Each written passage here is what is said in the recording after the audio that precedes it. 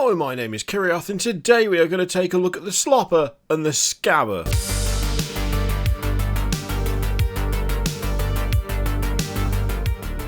Look, I didn't come up with the names, alright? It's not my fault. So, there's been 2 new models for Necromunda revealed today. We are going to do a ramble, but that's going to be tomorrow due to things. Things are happening. I'm not going to get into it. It's a pain. It's fine. We'll deal with it tomorrow. We're going to take a look at these 2 today. Just have a quick look at some nice new Necromunda miniatures. And I have to admit, I feel bad for the Slopper. I feel bad for the Slopper because the Slopper, it feels a little too close to home at the moment. Clearly, lockdown has not been kind to the Slopper, just as it's not been kind to me. It's a really good model, but there is something, I don't know, the addition of the boils, right, the little boils and stuff on the skin, them being like that kind of greasy yellow colour, just it adds an extra layer of just kind of unpleasant, I guess, to this whole thing, which is obviously, you know, the point. But still, this is a weird one. I have to admit, this is another weird Necromunda model. There are quite a lot of weird models in the range, and so it's not surprising in that respect. But yeah, I mean, like a portable kitchen by the look of things. It looks like it kind of comes round his stomach. It's like a big metal like oval around his stomach that connects to a big pot on his back. He's chopping the tail off something. I'm assuming it's the tail of something. It could just be a massive worm. It's Necromunda, who knows? Although it's more like a lizard tail, or maybe like a fish, an eel of some kind, maybe. It's really weird that it's being supported by his leg as well. You got that kind of band of metal with the leather strap underneath to support on the knee, keeping the whole thing upright. The janky like pole that it looks like is retractable, so he can walk around or stand still and chop as he's moving around. It's just really, really odd. He looks very happy with his job though. Clearly he's happy providing the lads and lasses with a bit of grub in between fights. That is also the most hideous cleaver I've ever seen. I love it. I have to admit, that is one of the best weapons they've done for anything. It's just a big slab of metal with a hole cut in it for a handle, being used as a knife. It's clearly not been made for that. Like, it looks like a piece of scrap metal that has just been sharpened. Well, I say sharpened is it's doing a lot of heavy lifting, that word, I'll be honest. It doesn't really look all that sharp, but it just looks so ramshackle and kind of brutal as well. They're like plasters on the skin as well. Like, they're very cartoony. Like those big kind of cross plasters, very cartoony sort of look. But for some reason, it doesn't look all that cartoony on this guy. It just looks kind of grim, just a bit grim overall. I reckon this would make a very good Festus. This would be a really good like Nurgle thing, to be honest. Fulfills a lot of the criteria. There's a bit of bloat going on. There's a bunch of scabs and boils. He's already got a hideous, ugly cleaver. There's a big vat on his back. I mean, this is prime material for a bit of Nurgle conversion work. I have to admit, I'm not so sold on the head, but I think that might just be... I think this is not a badly painted model, right? I don't think they've done a terrible job painting it. I think it looks alright. But the eyes, it feels like a lot of detail is missing there. And I think that's down to the paint job as opposed to the actual model. I think it's because there's no whites of the eyes necessarily. It kind of looks like they didn't get that far, almost. All the eyes are supposed to be red, but there's not enough contrast in there, so it kind of looks as though they've not been painted as such. I think it throws the face off quite a bit, but overall, I do actually quite like it. Again, it's Necromunda, so it kind of gets a pass for being weird and creepy, because Necromunda really, in some cases, goes fully into what the hell is this territory. I wouldn't say this is quite to that level just yet, but I think it's a pretty solid model. And you know what?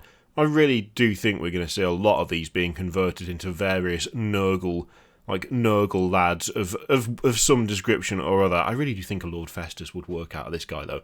But yeah, I quite like that. It's it's a bit grim, but I mean, look at the I love it. Like the plasma coil thing that's heating the chamber on his back. Like, is that just a repurposed plasma gun? Is that what that is? Is that how that works? The fact that it's like kind of cooking shelf thing, whatever it is is properly like wedged into him. And yeah, he's got the support on his leg like I thought. The pressure gauge is a very nice touch. I like that. That's cool. That's a nice touch. The added extra knives and stuff on his belt too. Overall, I really like this. This is good. This is great. I mean, distinctly grim, but great. So the Slopper is a hanger-on who's truly useless in a fight, but whose culinary skills are quite handy for bringing injured gangers out of recovery, presumably when they realise that the alternative is another week with nowhere to hide from his cooking. Nice. And then we've got the Scabber, who is every... What's his name? What's is it the trader out of Resident Evil? Has he got a specific name? I can't remember. It's been a long time since I went anywhere near that franchise. But I'm getting that kind of vibe where the cloak just opens. Is it from Resident Evil? I could be completely misremembering the game. The cloak opens and there's just a bunch of stuff on the inside. I really like that. Just as bringing that as a model, I really like it. It's a very, like, I wouldn't say overused trope. I think it's mostly played for laughs these days, where you have, like, the arms dealer or the drug dealer or whatever, and they have, like, the massive long overcoat, and someone asks for something and they just spread the whole thing, and there's like an absurd amount of stuff on the inside of the coat. That's usually the key to the gag, isn't it? I think painting this would be an absolute pain. I'm not sure that having that much small detail on the inside of it, I fear that given these are Forge World models, that like the first kind of run of them would be really good.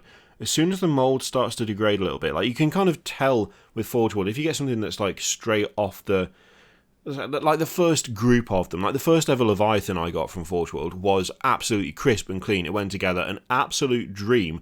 There was no gaps, there was no issues, there was no bubbles, there was no flashing, there was nothing.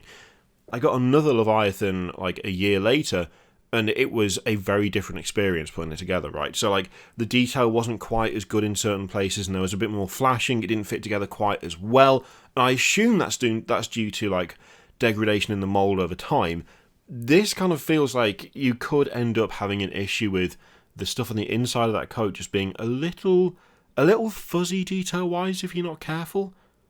Then again, I suppose I say that you could probably clean it all up if that ever did happen, and I suppose it depends on how well it held up, really. But that's my only worry with that, because I really like the idea of it. The concept of it is really good, and the guy does look suitably demented. Otherwise, not a huge amount going on, actually. Relatively plain model, all in all. You've got just a bit of cloth, a few studs on the trousers, nothing special about the gun. The head's a decent head. I like the mohawk and the goggles, that looks good, but it feels like a lot of the finer detail is really packed away into just one section of the model, which, I don't know, I just get a little bit uneasy. Maybe I'm still carrying over a lot of inbuilt distrust from when I bought some Legion Praetors years ago, and oh dear God, it was so bad. It was so bad. It's just when I see stuff like this now, I'm like, might be fine. I don't know. It just stood out for some reason this time. Otherwise, though, do like it. There's a nice bit of character there, and not as much as the big man, but yeah, that's kind of cool. The Slopper is definitely more like, I don't know. I'm just finding it more interesting. More different. It's a more unique concept, I guess, and the execution is a lot more unique as well. So, yeah, of the two, the Slopper is totally going to be a bunch of Nurgle guys as well. We all know it's going to happen. There's no question. Question is, out of the two, which do you like the look of the most? And when I say like the look of, you know what I mean. Let me know in the comments down below. In the meantime, feel free to click all the things. Patreon, video, subscribe, that stuff. Click it if you like. Don't click if you don't want to. And as always, there's an affiliate link in the description for Element Games. If you're in the US, there is also a affiliate link for Noble Knight Games. You can use me if you like. I leave me in your capable hands. Thank you very much for watching. I'll see you next time.